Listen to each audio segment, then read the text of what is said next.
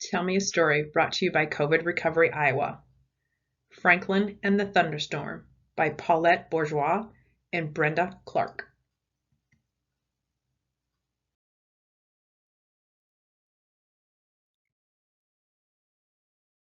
Franklin could count by twos and tie his shoes.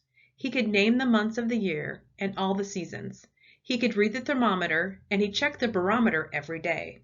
Franklin worried about the weather because he was afraid of storms.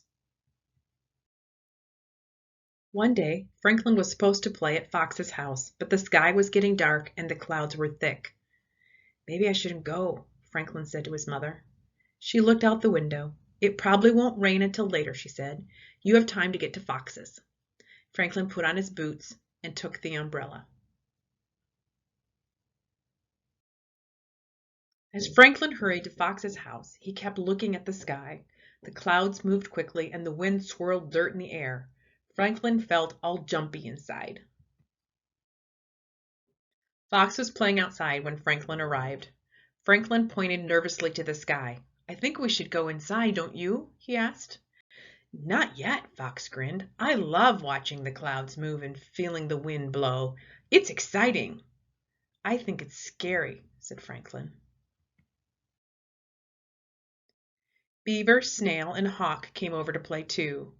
"My fur feels funny when it's about to storm," said Fox. "My feathers get all ruffled," said Hawk. Beaver sniffed.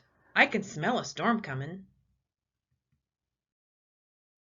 The wind became stronger. Hawk flew loop-de-loops. "Whee!" he cried. Franklin held onto his hat and shivered. It was almost as dark as night when big fat raindrops began to fall. "We should go in!" shouted Franklin. "No," said Fox. "Follow me." They raced to the treehouse where it was dry. "Fox!" called his mother. "Time for everyone to come in." "It's all right," Fox yelled back. "We're in the tree." Fox's mother was there in a second. "It's dangerous to be near a tree during a storm," she said. "Lightning strikes tall things first, and you might get hurt." Franklin held on to Fox's mother all the way from the tree to the house. They were barely in the door when there was a flash of zigzag lightning. "Lightning!" shrieked Franklin. He trembled. "Kaboom!" "Thunder!" he screamed. "It's okay, Franklin," said his friends. "We're safe here." But Franklin had crawled deep inside his shell. Fox's mother brought treats, still Franklin wouldn't come out. Franklin's friends begged him to play, but Franklin stayed put. Then, with a flash and a crash, the lights went out. "Don't worry," said Fox's mother. She lit candles and turned on a flashlight.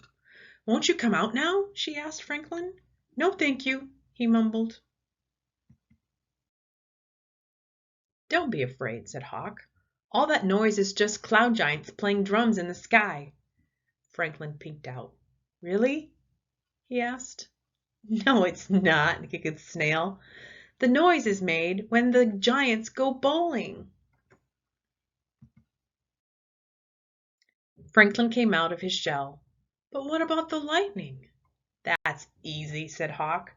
"The cloud giants are turning their lights on and off." Fox smiled. "I think it's the giants swinging from their chandeliers." Franklin laughed. "Giants! That's ridiculous," said Beaver. "Mr. Owl says lightning is a big spark of electricity that travels from the sky to the ground. The spark is so hot that it makes the air around it pop. That's the sound of thunder." "Amazing," said Franklin. Franklin felt a little better. He even played flashlight tag with his friends. Soon there was hardly any lightning. The thunder was a low rumble from far away, and the rain stopped. Then the lights went on. "Storm's over," said Fox. "Let's go outside and play." "Look," said Franklin, "a rainbow." "I know why the storm's over," Franklin said. "Those giants heard that there's a pot of gold at the end of every rainbow, and they've gone to find it." Even Beaver had to smile. The end. For more information, please visit covidrecoveryiowa.org or call 844-775-9400. 9276.